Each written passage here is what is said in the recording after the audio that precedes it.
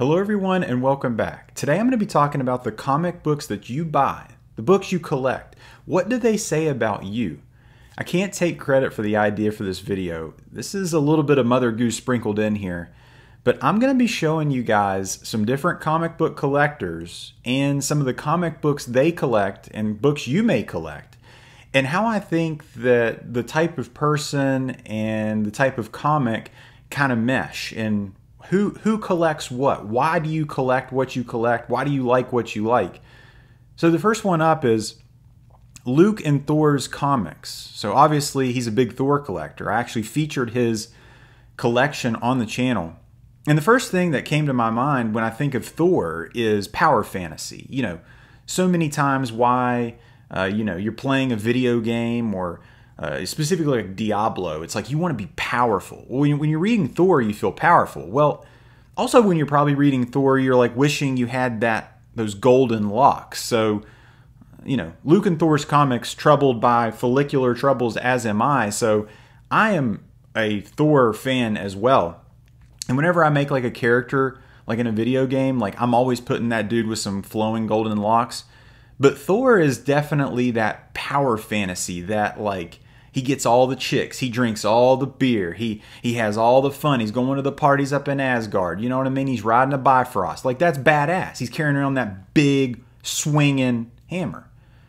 Thor is kind of a badass, and I can see how somebody would be drawn to that. The next type of collector is the key collector. Somebody that collects comics just because it's a first appearance. So an example of this is your friend and mine, the asshole Sticky Goose Comics. So Sticky Goose would look at the Amazing Spider-Man comic that you see in front of you and think, okay, I'm not looking at this incredible team up between Daredevil and Spider-Man. No, I'm looking at this as the first appearance of Speedball.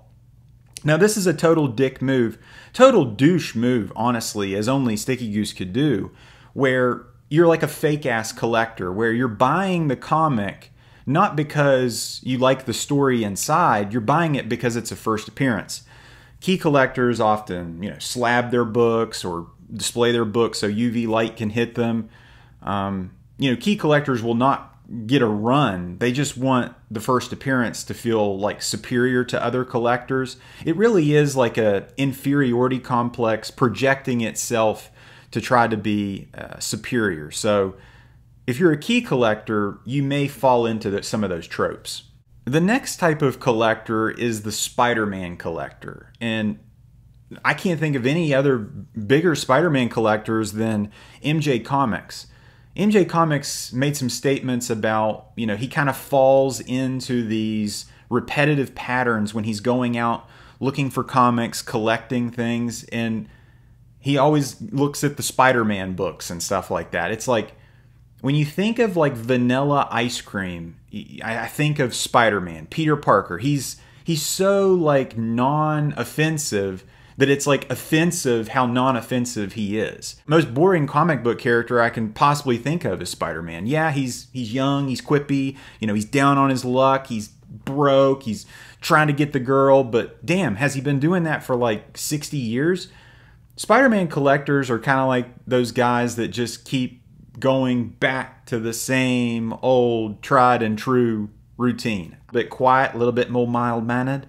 That's kind of what I see as a Spider-Man collector, if you tend to gravitate towards those type of things. The next type of collector is the booby book cover collector, the Titty Books. The perfect example of this is your friend of mine, Bob Barker. So Bob Barker, will go to a comic shop and, he's going to bypass all the first appearances. He's going to go past all the back issues, and he's going to go straight to the Titty Books.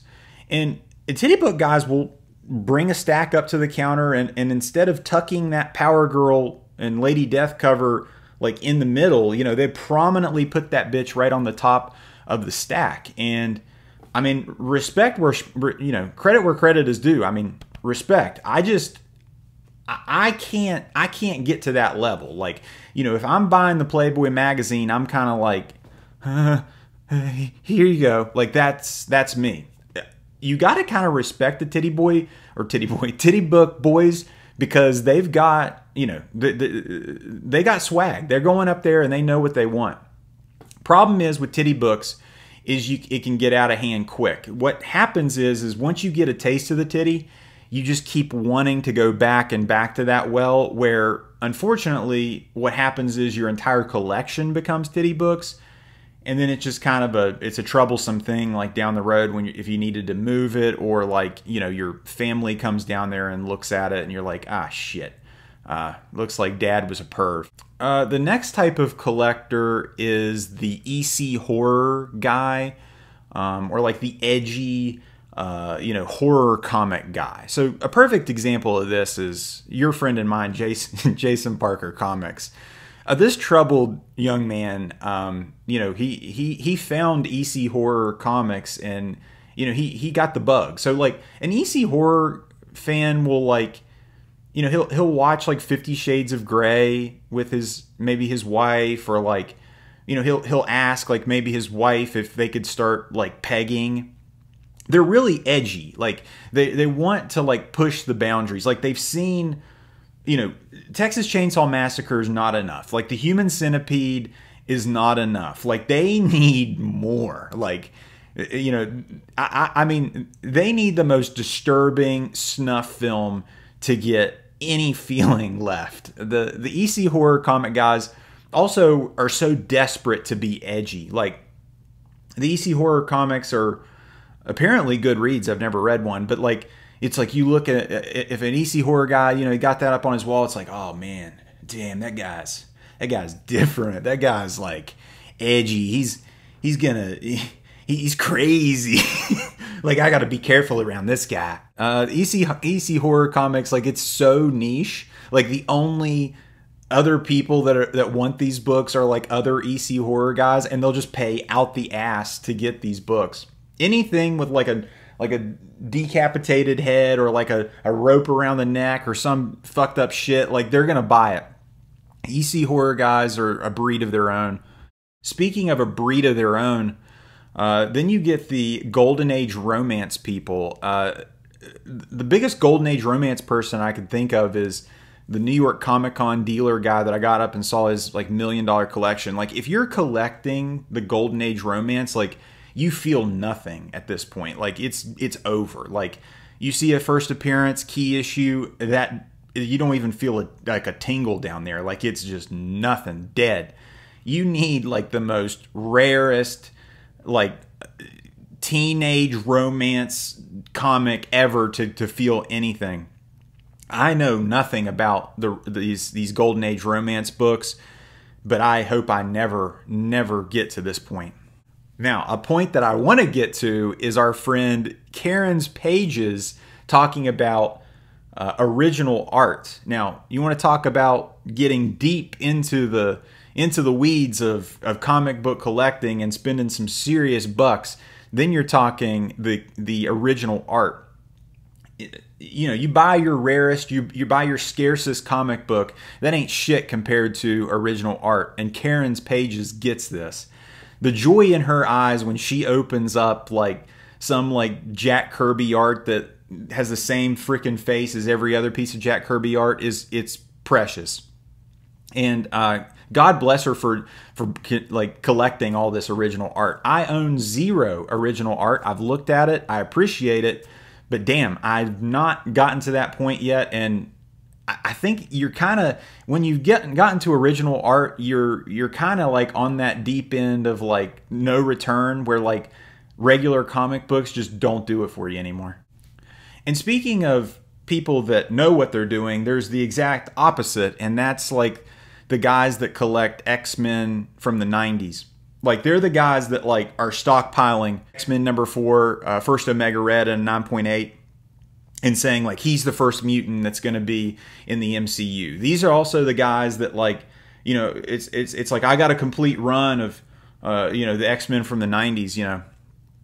And I'm like, I think literally everyone else does too. It's like so not special that it's almost like a burden to have it in your collection. And also the story and the art is trash. I know I'll lose a lot of viewers at that point, but it's just not good. It's so it's so driven on your nostalgia from your early 90s comic book collecting and your little nugget of hope that your 90s comic book speculation was going to buy you a car in the future.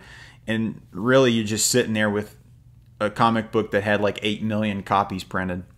The next type of collector is the Golden Age Disney comic or cartoon character or anthropomorphic character collector. So this is examples of this are like Usagi Yojimbo, you know, these old Walt Disney comics, and I can't think of anybody else that likes this more than freaking Glenn from the Comic Book Palace. Like, just give Glenn like another anthropomorphic comic book and he'll be happy. Just keep giving him that shit. The anthropomorphic thing is, I think it's kind of a, it's not weird. It's just like, it's a thing. It's a niche thing. It's like, okay, I want like hardcore stories or like, you know, great character development, but I don't want to see a human face anywhere in that bitch. I want to see only like a bunny rabbit talking to me about how he's a samurai, or like Daffy Duck, like, you know, tackling the battle of getting these kids bathed for bedtime. Like, I don't know. The Disney comics, there is definitely a niche for that, and I am not part of that niche, but God bless the guys and girls that do like it. And speaking of another not so niche thing, it seems to be more commonplace, is the variant exclusive books. These 9.8 fresh ink type books where, you know, you get that you get that influencer stamped right on the back of that thing, where they had no impact on the art or the creation of the story or anything whatsoever. And I put lemmings jumping from a cliff and falling to their death. When I think of the comic book variant exclusive, retailer variant exclusive books, I think of the lemmings. Like, you know what I mean? Like, they're just following the group, they're following the pattern, you know, and they're hoping like at that edge, like there's gonna be just bank at the end of that edge, because, you know, I got this rare variant exclusive. But the problem is they just keep falling and falling, and the lemmings keep crashing on the rocks below. So, and I couldn't think of anything more evident than your friend and mine, Bry's Comics, Nice Guys Comics, exclusive variant with this Delgado variant that was actually not even original art, repurposed art that he used again for the this exclusive variant cover. And yeah, it's trash. Don't fall for it. Don't buy it. Don't buy these retailer variant exclusive. I told ya. The next type of collector is the innuendo cover, or like the he said boner collector. The evidence of this, like the examples of this are like Archie. Like, it's like, I bet this Frisbee flips out Veronica on her birthday. It sure will, Archie. She's expecting a pearl necklace. Come on. You know what I mean? Like, the guys that think this is funny is like the guys that watch like Dude, Where's My Car for like the millionth time. Yeah, it's funny as shit, but how many times, you know, is it funny? Or like the Alf, you know, having sex with the seal. I mean it's funny. It's funny, but it's just it's you know, it's a mile wide and an inch deep. There's no substance there. You're not reading, you know, great literature. You know what I mean? This isn't William Shakespeare. This is, you know, this is like laughing at your boner kind of thing. And talking about taking something extremely not serious to something very serious is our friend Immaculate Comics, kind of this pressing scientist guru. Not really a collecting thing, but like just a huge part of the comic book community as a whole are these pressers and cleaners and scientists and chemists that are like working on this old paper. And God bless them, but I think they're so far removed from reading the stories inside. They're just like, you know, like working on they're like Oppenheimer in there, like working on the next A-bomb or something. Like, I see all their gear and all their chemistry and Erlenmeyer flasks and shit, and I'm just like, God bless them. I don't know what they're doing, but I hope they're having fun. Immaculate Comics, the guy that kind of figured out how the criminals were doing the CGC scandal thing, putting the books back up in the thing. God bless him for doing it. Funny story, he like trains his kids to grade comics. So like, you know, when your kid is like, you know, watching Coco Melon and shit, like his kids are like grading comics, and then he like quizzes them as to whether or not it was a very fine or fine, plus or minus. So like, you know, do some better parenting and be more like Immaculate Comics. The next one is just kind of like a random thing, but it was enough to put it in here, is like Power Ranger comics collectors and like Teenage Mutant Ninja Turtle collector people. And you could almost throw Star Wars in here too. It's like these collectors that love this IP and they just want to read, you know, the story they saw on the show or saw in the movie or something. Like, I don't get it. Like, the original TMNT from Eastman and Laird, like, timeless, awesome. But, like, this new shit, I don't know. And then the Mighty Morphin Power Rangers, like, are you kidding me? Just kind of, like, let it go. You're, like, a 40-year-old man.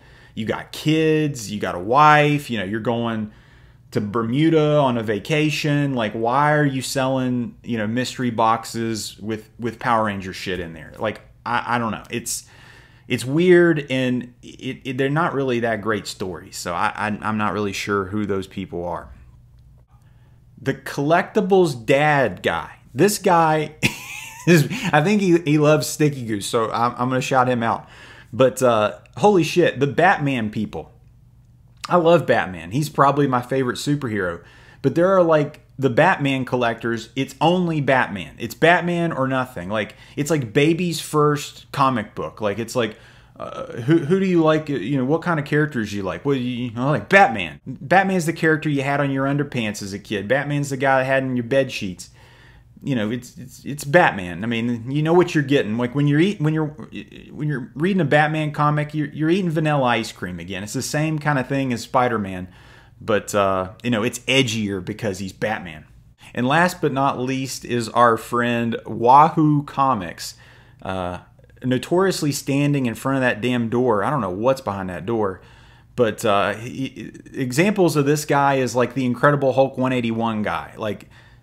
These collectors that collect like one book, like they got to have like 10, 20 copies of the same shit.